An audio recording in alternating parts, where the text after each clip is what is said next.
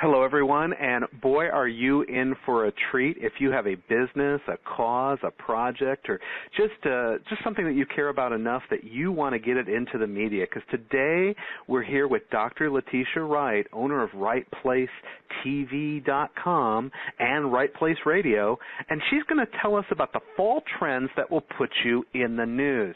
So let's get right into those objectives, Dr. Letitia. Well, you know, I really want people to take advantage of what media can do for them. So this webinar tonight is really just here to teach you about that, what you can do in the next 4 months before 2013 gets here. So we're going to talk about what radio and TV are looking for this fall, so you're not wasting time pitching things that are not going to work. You know, right. We don't want to be talking about the bicycle when everybody's talking about the new car.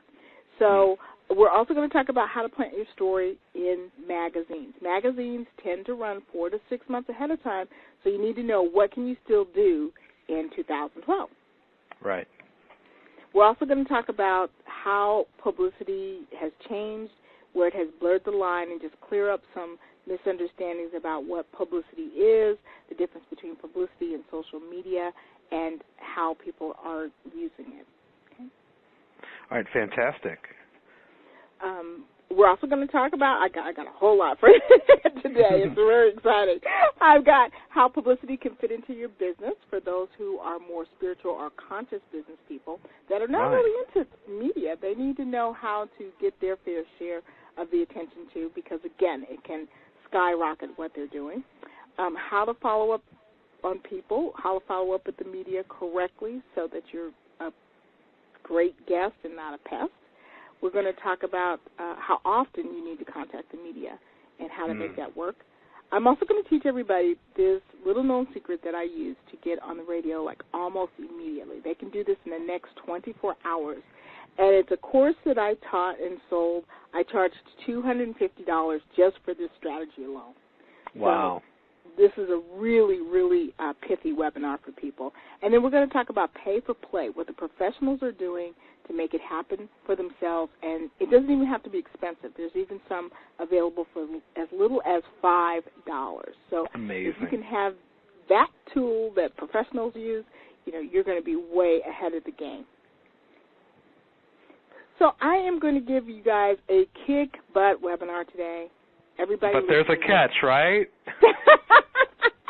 Absolutely. There's always a catch. There's always All right, what is it? It sounds fair. Let's hear it. I know, because this webinar is probably worth, you know, over $500 just this information alone. But what I'm going to do is I'm going to make an offer at the end of the call, because I do have a special day planned for people who want to take it further, who really want to max out and plan for 2013. And I'm going to give my best today, and if I give you guys a really, really good webinar, then I expect everybody to sign up for our special Media Magnet Day. Right on. That seems fair. So starting right now, we're going to be your professional judges. Is that okay, Dr. Wright? That's fine with me. All right. So let's talk about these fall trends that can put you in the news and maybe look at a case study example. Okay. So there's just a lot of fall trends that can put you in the news. You need to know this because being in the media is the fastest way for you to reach the largest target audience. In other words, when you're on a show, when you're on a radio show, you can reach millions at a time. And this is what you really need to do. I mean, reaching people, 20 people at a networking meeting here and 20 people at a networking meeting there, you're going to be forever climbing to the top of your niche. But if you're able to reach millions at a time, you can make it happen very, very quickly. And this means that you'll have more clients, and you'll also be able to charge more for your clients because you're a well-known face. When I am talking about media, I do mean television, radio, I mean terrestrial radio, satellite radio, and internet radio. I also am talking about magazines. I'm talking about blogs. All of those things are part of media. And one of my favorite people that has really just taken his credibility really quickly, really shot it into the stratosphere quickly, was Tim Ferriss. Now, not many people knew of Tim Ferriss before 4 Hour Workweek came out. That's right. He wasn't a repeat best-selling author, was he? This was his first time out of the chute. This is his first time out of the chute. But the first 2 weeks that the book was out, he was on every daytime show, every evening show, every radio. He was on blogs across the blogosphere. I mean, the amount of media that he did was incredible. For 2 solid weeks, every day, he was somewhere, and you heard someone promoting that. I've got an interview. We're going to be talking with Tim Ferriss. We're going to be talking about 4-hour work week. You heard that several times a day, all day, for 2 solid weeks. And what he did was that he made a very conscious blast out to media. He had a publicist who got him on all the shows. He did all of this media to really boost up his credibility, show what he had going on, and talk about his book. This wasn't organic. People just didn't happen to find him. He was a placed media piece, and he invested the money to get there, and he was a bestseller. And even he said, and this is his quote, "Trust me, enough new media buzz will lead to traditional media coverage. There becomes a point where they just can't ignore you." So you have to combine the both. It's not just being on the Internet. It's also being out there on traditional media. And you're right. They just can't ignore you after a while. Now, but can the listeners here get these same kinds of results where they are right now? Well, I know everybody wants to hear yes, but, I'm going to say probably not. That's fair. Tell us why. Because you don't have the two things going for you. You don't know what the media is really looking for, and you don't have the media training, and this is very different from speaker training. How so? Well, speaker training is more for a live audience. Media training is a little bit different. The things that you can do in speaker training don't work when you're on media or when you're on camera. And the challenge is that there are a lot of people who have speaker training and think they can bring that to media and can't understand why they're not getting a lot of callbacks or even getting booked because they're not fitting into that mode. A lot of the great speakers that we know don't do a lot of media because they can't make that switch. So it's really important to be able to make that switch, know what works in both things, and get the media training. I have a lot of people that feel like, hey, I've invested thousands of dollars in my speaker training, and that's all they need, and they're very mistaken. May I tattle on myself in this regard just for a moment, Dr. Wright? Sure. So even though I'm both media trained and speaker trained, sometimes I get in that rut. I've been a speaker doing speaking, and I'm sort of thinking like the speaker. And I had this experience where I was being interviewed on television for believe it or not, for an audience in Chinese television. And I made the mistake of being like a great speaker and looking directly into the camera instead of looking at the interviewer with whom I'm having a conversation. And she kept stopping me saying, "Don't look at the camera, look at me." and few things hurt your mojo more than sort of realizing that you just didn't behave the right way in front of the media person who's trying to help you deliver your message. So even if you have some speaker training or a lot of speaker training and some media training, it makes sense to reorient yourself as you're getting ready for the rest of this year and the beginning of 2013. Yes? Absolutely. I agree with you. It is very important that people really focus and really understand what's needed. And it's tough. It's really tough to walk away from an interview knowing, oh, my goodness, they're probably not going to really call me back. They're not going to call me back. No, I look at the camera. They're going to be like amateur hour, right? Exactly. Exactly. The only more amateur thing than that is looking around for the camera. Where's the camera? Where's that person? You're like, oh, my gosh. Well, very good. So what if we make the commitment to make this our year? Okay. If you make the commitment to make this your year, you're going to learn the trends. You're going to know how they work. You're going to be able to get the media whenever you want to, and you're going to be able to really create something for yourself, move ahead, move at the top, be the person of choice. You want the face Right. name recognition. You want them to call you back without them calling you first. I mean, doesn't it feel good that out of the blue someone calls you and says, hey, will you come and do X, Y, and Z? You know, that feels good when a KJLX, a major radio station in Los Angeles that was putting on an event, called and said, hey, we want Right Place TV at our event. I didn't have to go and knock on their door and ask them for that. They came to me. So you want all of that because all it does is enhance your brand. So you got to learn the trends, got to be able to get in there, understand what's going on, and use what you're taught. One of my favorite clients is Business in a Bucket.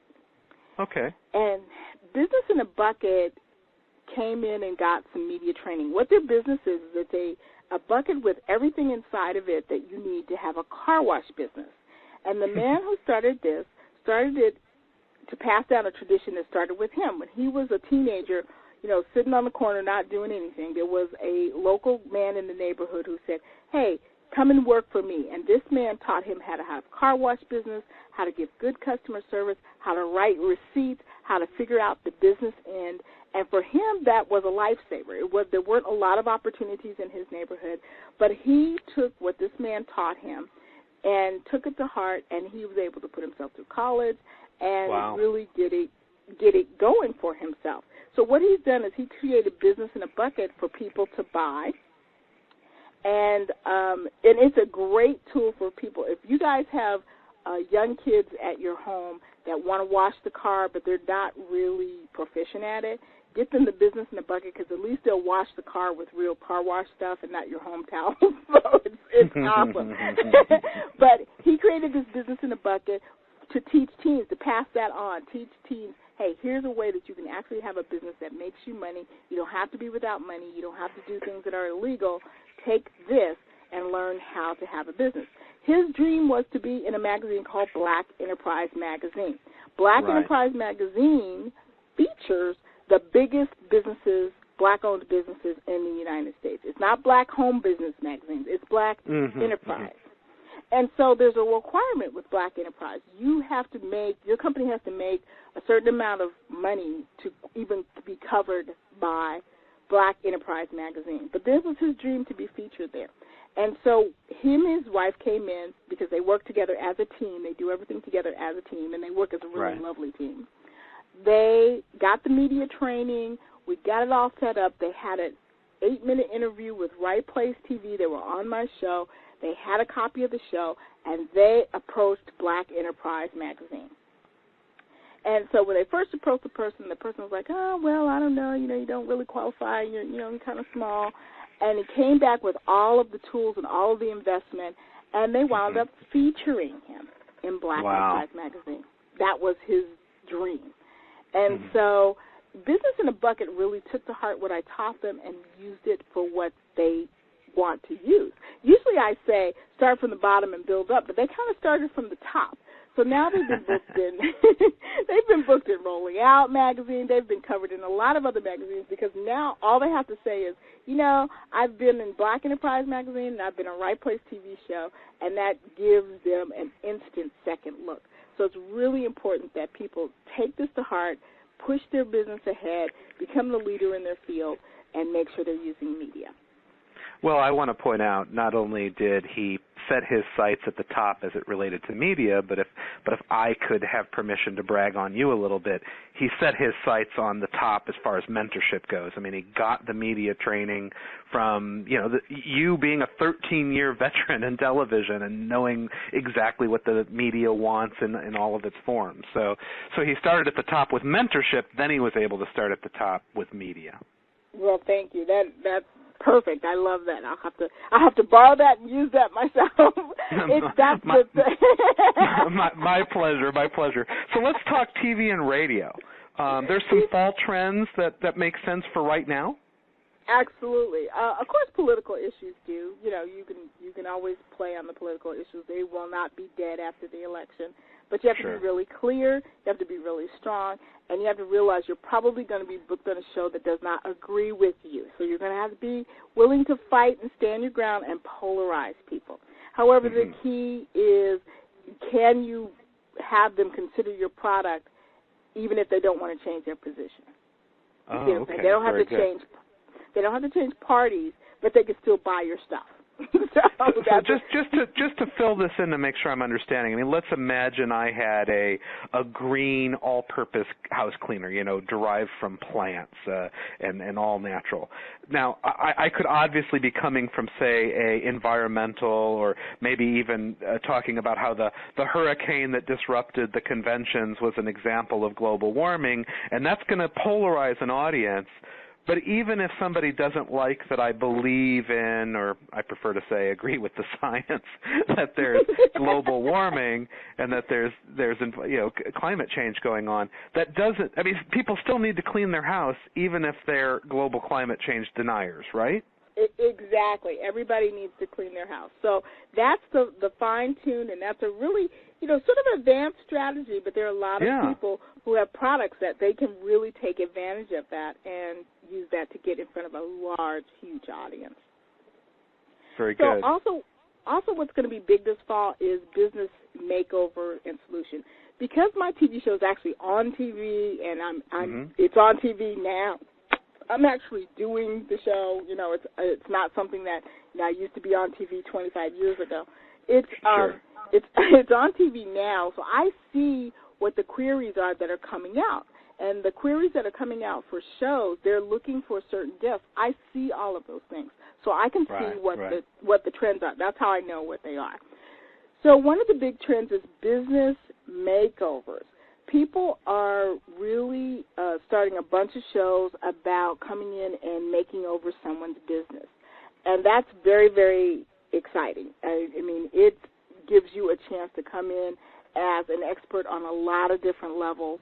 And right. I mean, this sounds like a gold mine for the consultants out there and other professionals, yes?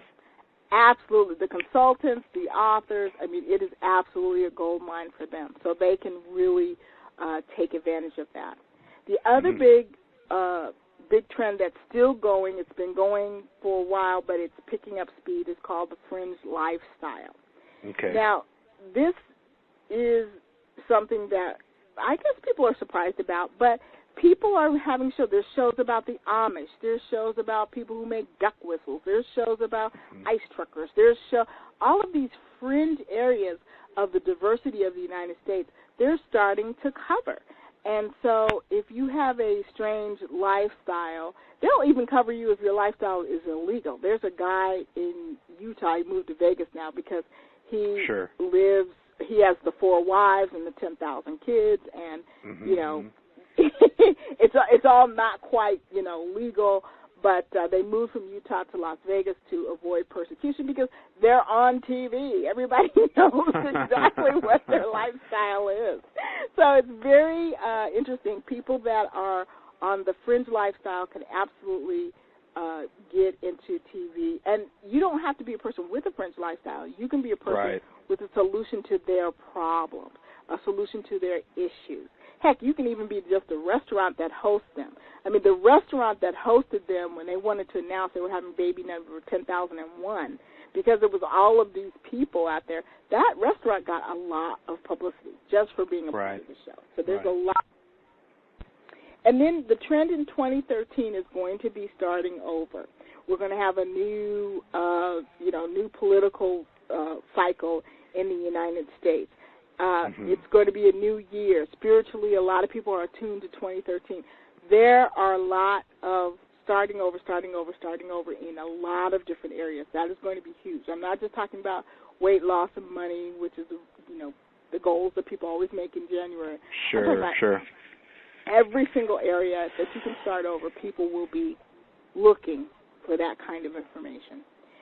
And then another trend is about money. It's about being charitable, making money and being charitable, not flaunting the money. And I use Mother Teresa.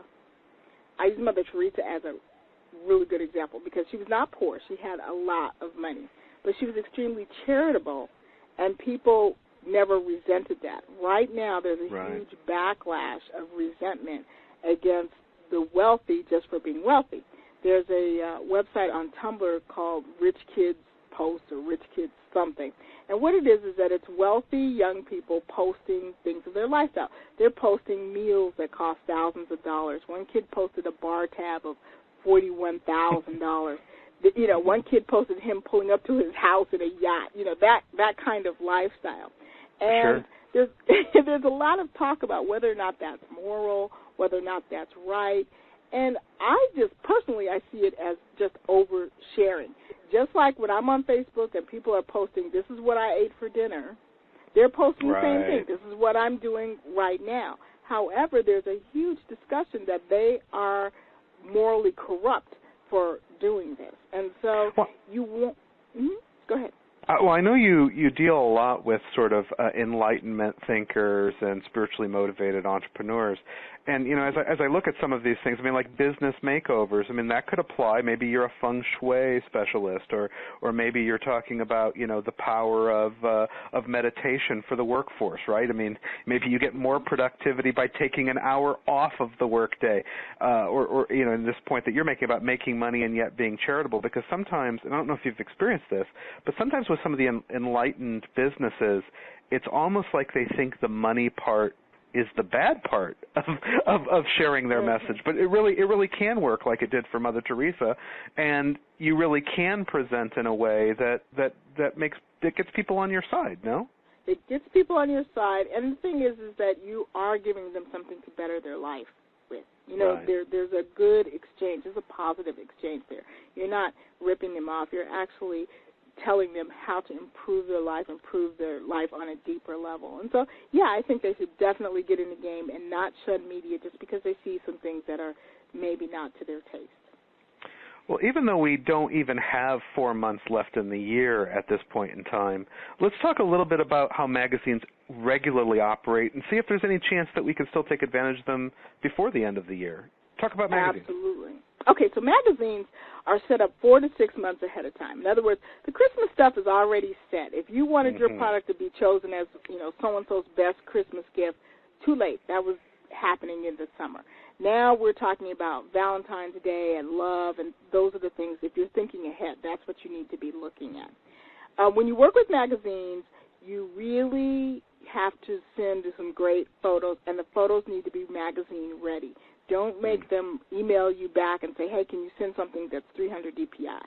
Send them only photos that are ready to be put in the magazine, because you never know if an opportunity comes up, and if you're ready to go, boom, boom, you're in.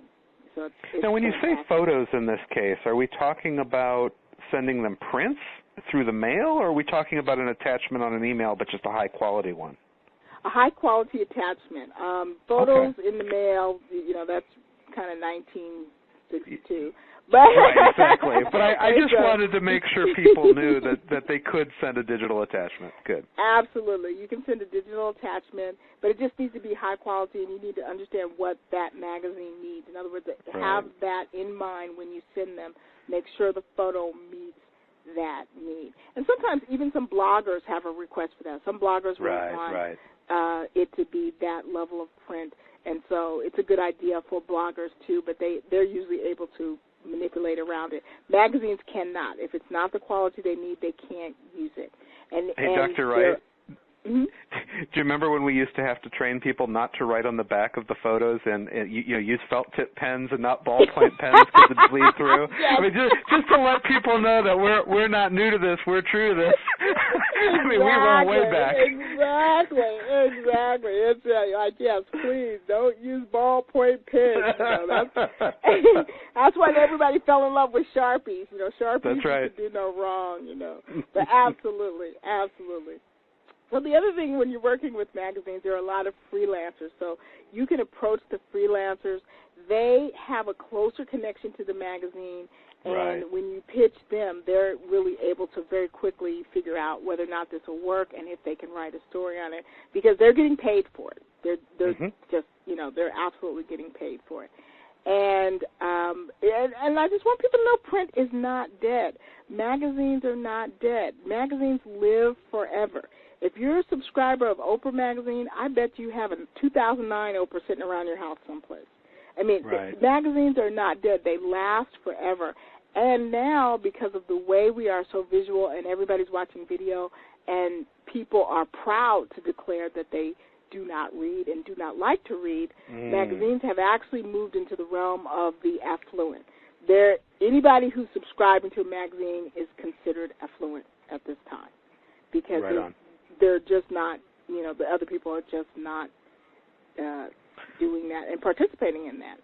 So here's what you can do before the end of this year. Please. So one way that you can get into magazines is to do what we call fillers.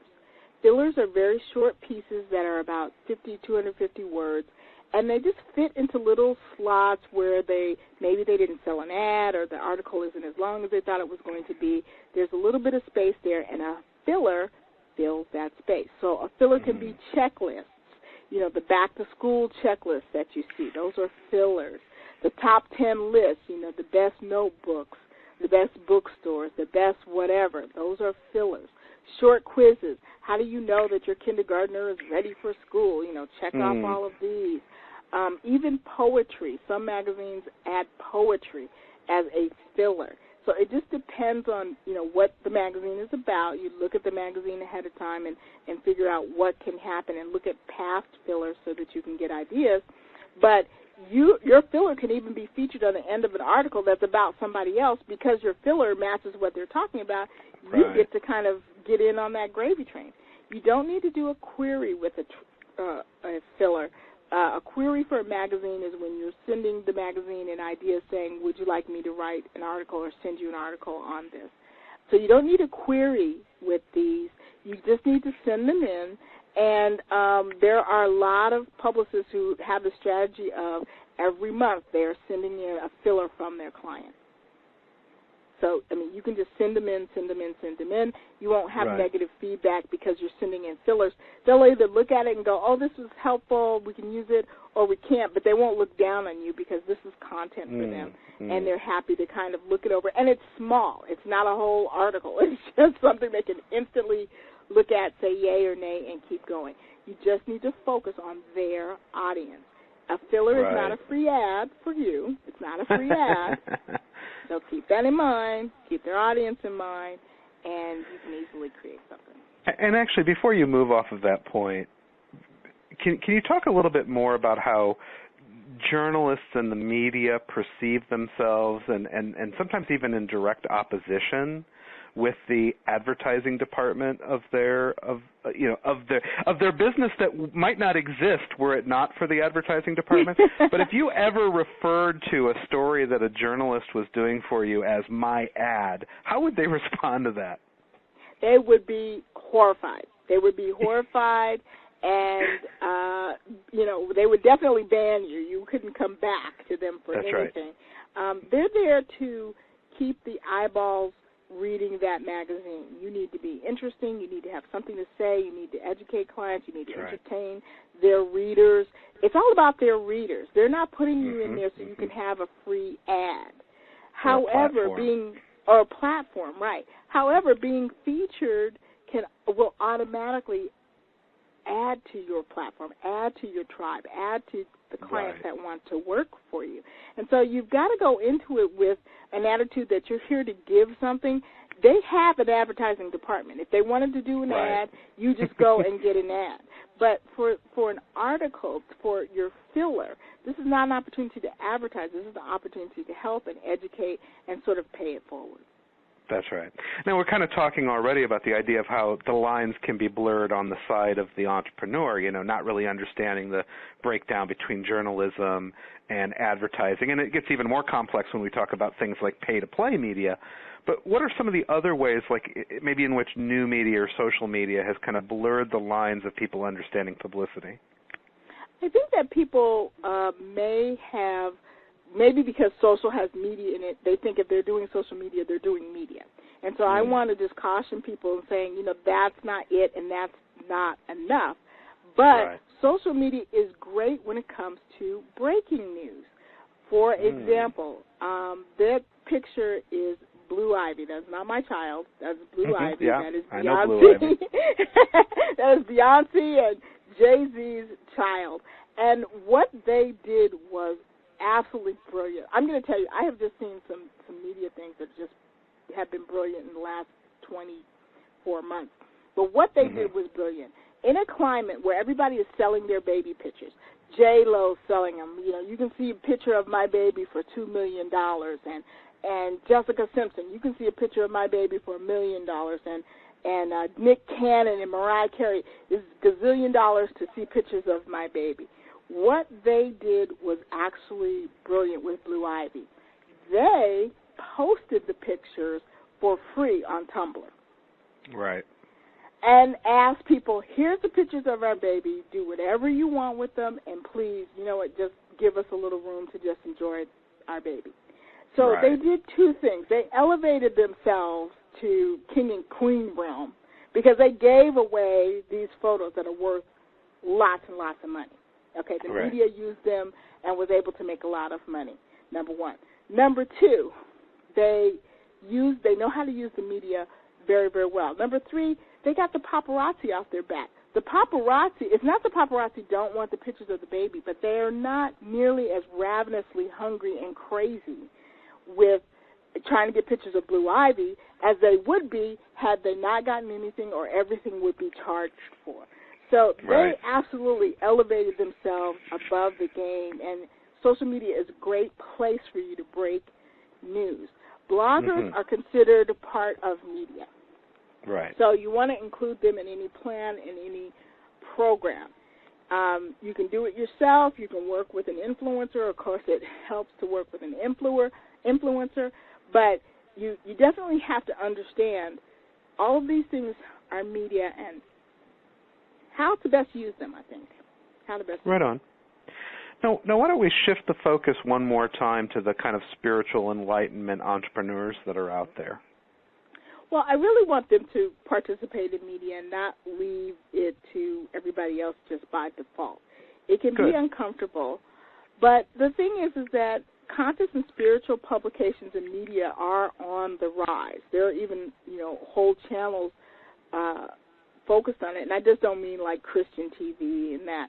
Sure. I mean, some of the channels that you look at, Current TV, has a little more enlightenment. It's not yoga and let's meditate, but it is more enlightened and it's more green and it's more interested in people and the survival of the planet. And so there's a lot of synergy there.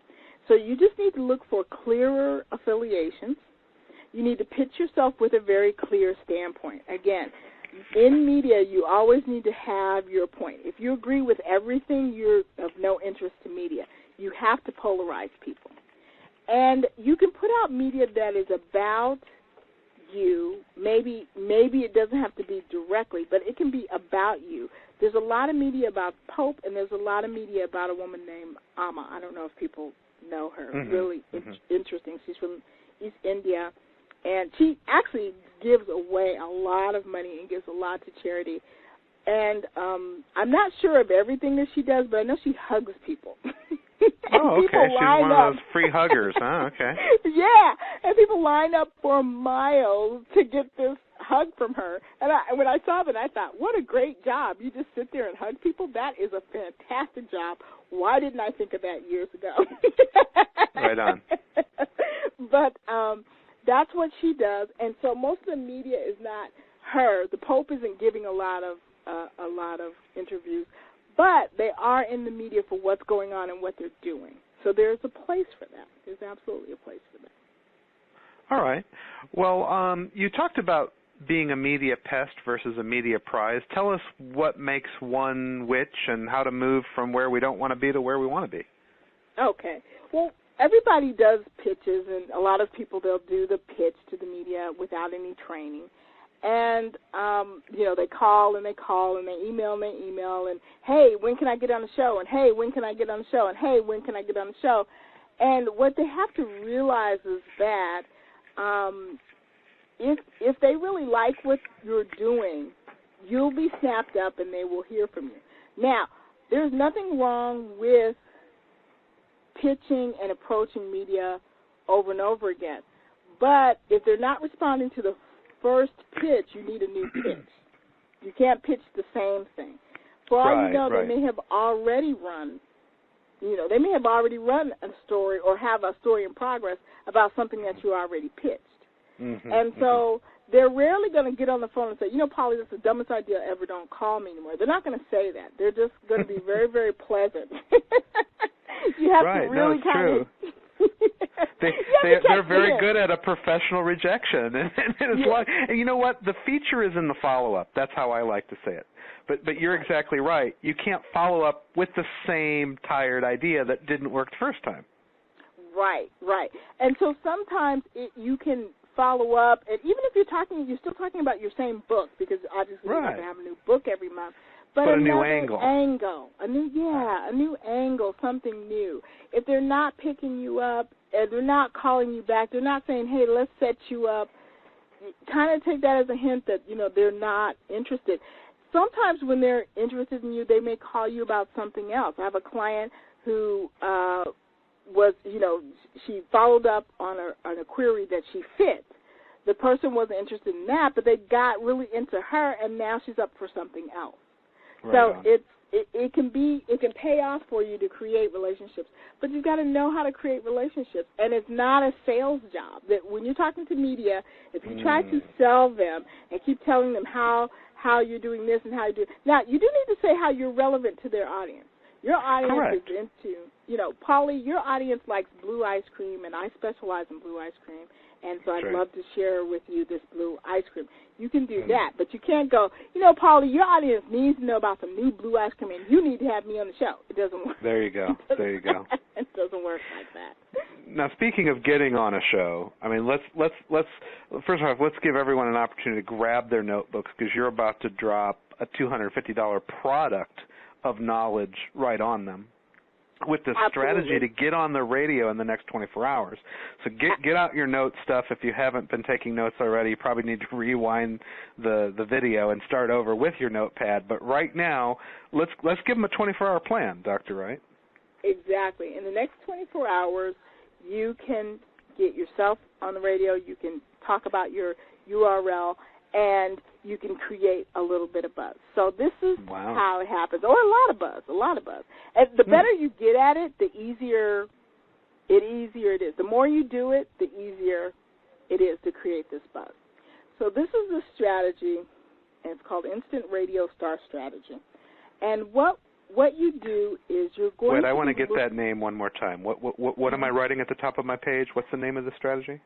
The strategy is called Instant Radio Star Strategy. Instant Radio Star Strategy. Okay, got it. Let's do it. Okay. So what you're going to be doing is, in this particular case, you're going to be working with Internet radio, which is fabulous because Internet radio lasts forever.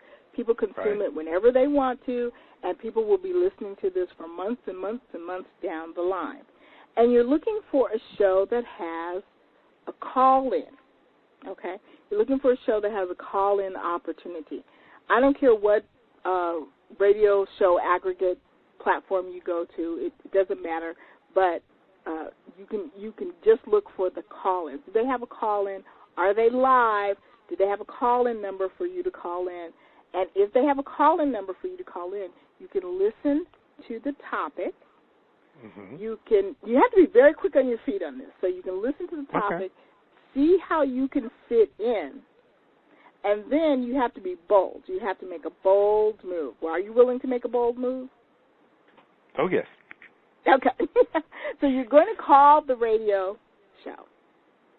And you're going to either comment or ask a question, but what you're going to say is, when they talk to you and they bring you on the show, hi, caller, caller so-and-so, what's your question or what's your comment?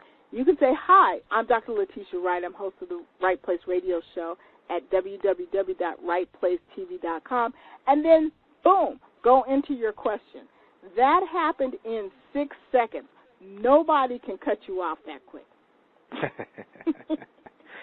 Well, and the bigger point is they won't. I mean, you didn't. First off, it's Internet radio, so you can theoretically drop F-bombs and all these other things you can't say on terrestrial radio. But I mean, they're generally not going to cut you off because this is what they do. This is the format. You're fitting the format, right? You're fitting the format. You're giving out and you're saying, hey, this is what I have to say. This is what my thoughts are. And if you're very quick on your feet and you can put together a compelling thought, compelling sentence, if you can put together what I call your media kernel, you start with 3 sentences. And this is what I do in the media training. I tell people, how do you have the 3 core sentences so that if something happens and your time is cut down, what are the 3 things that you want to say? If you can fit those into that, you've done your whole message. Because we all have those times when we have an interview coming up and something outside the world bigger than us happens, and they tell you, guess what, Polly? I know I told you you'd be on the show for 13 minutes, but now you've got 2 minutes because the president's about to say something. What are you going to do? Yep. You can't ramble. You can't figure it out. You've got to go for your kernel and, boom, have the impact and still get your message out there. And so that puts you on the radio, and you can do that 25 times a day if you want. And again, if you can be there when the slings and arrows of outrageous fortune finds you and your time gets cut, you're likely to be invited back. But if you can't do it in 2 minutes, you aren't going to be brought back for 12, right? You're not going to be brought back for 12, exactly, because you will be so impressive, you will stick in their mind. And they'll know that, hey, I know this isn't your topic, Polly, and it's sort of a fringe of your topic, but would you come and talk about blah, blah, blah? You see what I'm saying? Because they also feel kind of guilty, like, ooh, we kind of owed them a little bit. They were really good, and we only gave them 2 minutes. Let's figure out a way to bring him back on the show. So it's a great thing to do. So this is a great training for you to stay with your kernel, but it's a great way to get your website out there, your URL, your expertise out to people that are actually interested in it. I just say, stay on topic. Don't come to the left and sound crazy. They're talking about cupcakes, and you get on there and start talking about, steak. Tire changes. Right. So, in addition to the blog radio or the internet radio, which makes a whole lot of sense, can we talk about the Media Magnet Day? I really wanted to express that, and of course, if somebody is really overly intimidated about their looks, I mean, you can still do radio, right? I mean, what's that old joke? I've got a face for radio. Exactly. If you feel like that's not going to work for you, be comfortable on radio. But what will happen is over time you will be asked to do that's TV. Right. And eventually you will have to come out of your shell. So it's a and then the team will help you, right? I mean, the media is there to help you. They're not trying to make you a clown, right? Exactly. Okay. Exactly. They'll come and they will help you, and you just have to be non-resistant to the suggestions and not get your feelings hurt. I bring 2 or 3 changes of clothes. And I'm usually praised because they go, oh, I can't believe, you picked the best outfit out of what you brought. Well, yeah, because I know what I'm doing. But, if they were to say, hey, our host is wearing something similar, can you change? Yep. I'm not going to be resistant, like, this is my favorite Lucky shirt. I have to, you have to kind of work with what's going on. Well, yeah, I mean, I hope that people really want to move forward and take the information they have now and push it out. You need to do this in order to be the number 1 person in your genre. To be at the top of the heap, you've got to do something different, and the media is the easiest, fastest way to do it. So you can do it yourself. There's nothing wrong with going back and getting all the books and learning, and you're probably going to take at least a year learning about media, reading all the books, learning how to pitch yourself, learning how to put together your press kit, learning how to do an interview. You can do this all, but it's probably going to be a year or more, so you won't be even beginning to get into media until 2014. By that time, your competition is probably blown up, because they've used that year to actually make something happen. So whoever is out there teaching the same thing that you teach, and I know that we're all unique, but for the media, people fall into categories. They're going to pick someone who is out there and doing it. So you can do it yourself, but it's going to take a really long time to get all that done. You can hire out all the components. A good publicist costs more than $5,000 a month. For sure. And there are no guarantees. They're just on a retainer. They say we will push this out here, and we'll see what sticks. Is basically what they do. You can pay for media training. You can do that separately. You can get a fashion advisor. You can get someone who can dress you. That's a separate cost. You can get a videographer to videotape you doing different things. But the one thing about, having this little, having your friend videotape, and interview you in their living room. The reason why it doesn't work for producers is because we know that's not a professional situation, and it doesn't tell us how you would act in that position. So there's, other ways you can do it where you can hire each person, and that would be a lot of money. I think you would be spending upwards of $30,000 or $40,000.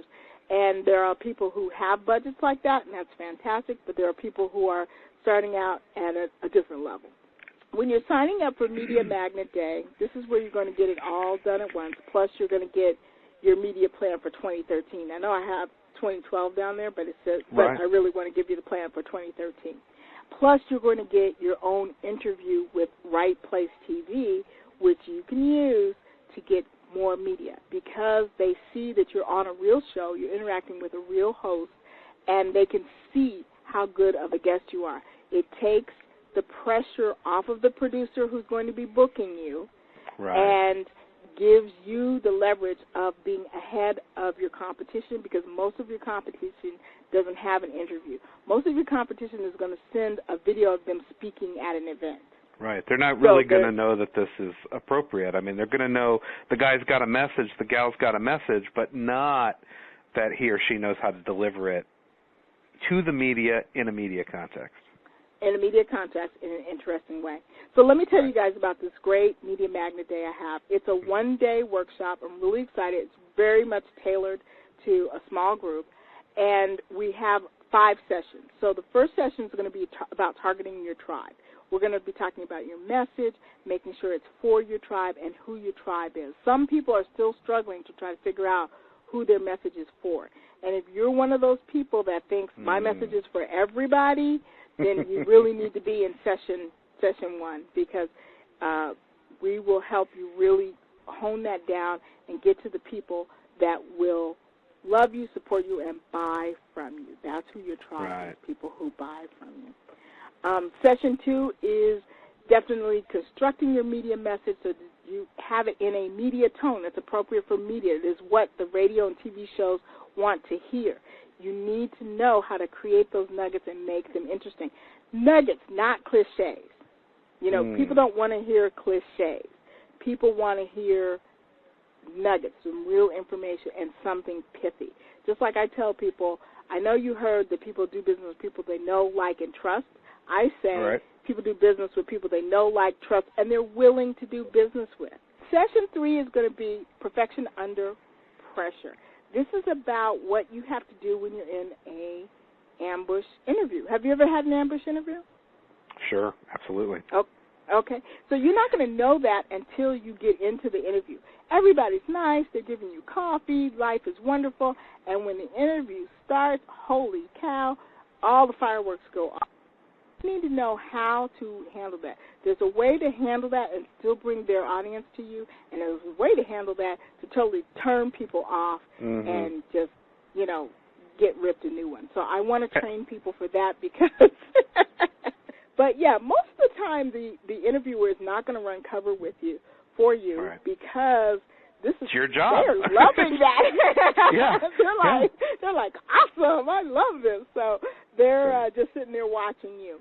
And then we're going to talk about your image again, what we talked about earlier, how you look, making you look congruent with your message. That's the biggest thing, making you look congruent with your message, and making yourself look as good as you can. Don't go, completely the opposite. And, of course, the last session is my favorite session. That's where we're going to actually do the show interview. This is going to be broadcast on Right Place TV, and we're also going to put you on our online system where we have a lot of viewers, and we will have up to and over 2,000 people watching your segment. I can guarantee that. I didn't realize how big my audience was online until I went to Malaysia, and I spoke to an audience of 3,600 people. And I spent an hour taking pictures with people, because these people were into Right Place TV, and they wanted to take a picture with Dr. Wright. So I have been, ever since then, I have absolutely been paying attention to our online market and giving them what they want, and they've been responding with just a ton of requests and follow-up and watching the show. So our Media Magnet Day is an investment of $500. There's only 10 seats. This is not, a huge 200-person event because we're going to be doing the show later. And, right. I can only do so many shows. I can't do that for everybody. And this is a piece that you need. So rather than skip that, I'd rather just work with 10 people that are really going to, move forward on this. The first 4 people who signed up will get a bonus that is the Right Place Radio show. Just want to go over my refund policy. The Media Magnet Day is non-refundable. It's a micro investment in growing your tribe. This is a tiny investment in what you're going to create. And it's the quickest method of creating this huge audience. So I understand a lot of people offer a money-back guarantee, but I really do value what I put in here. It's a great value, and I understand that everybody has a choice to use or not use what they've learned and what they've done. So if you're ready for this level of success, in your heart you know you're ready to move forward. In your heart you know it's time for you to move forward. You can go ahead and sign up. Again, there's only 10 slots. People go to www.prfairyhq.com/blog/MMD. The page is there, the payment's there. And we'll see you on TV.